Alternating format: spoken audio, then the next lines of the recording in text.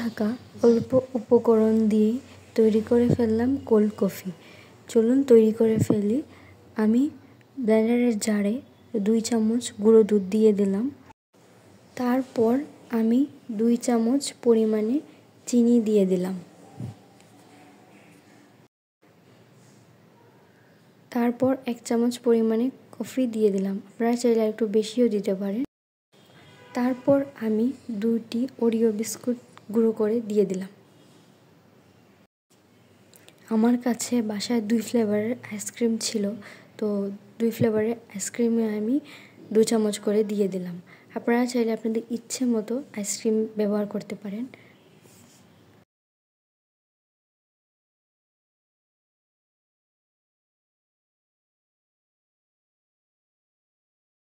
তারপর অল্প পরিমাণে দুধ দিয়ে দিলাম, দিয়ে ভালো করে ব্লেন্ড করে নিব কিছু সময়। তারপর গ্লাসে ঢেলে নিব। ঢেলে নিয়ে দুধটা মিশিয়ে দিব। যে দুধটা আমি গরম করে ঠান্ডা করে রেখেছি, এই দুধটা মিশিয়ে দিব। দেখুন নিজে থেকে কত সুন্দর মিশে যাচ্ছে।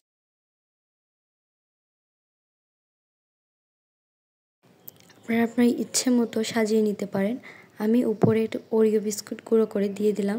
তারপর 2 ফ্লেভারের আইসক্রিম 1 চামচ করে দিয়ে দিলাম। তারপর পরিবেশন করে ফেললাম আমার সহজ পদ্ধতিতে তৈরি কোল্ড কফির রেসিপি। আমাকে অবশ্যই জানাবেন কেমন হয়েছে।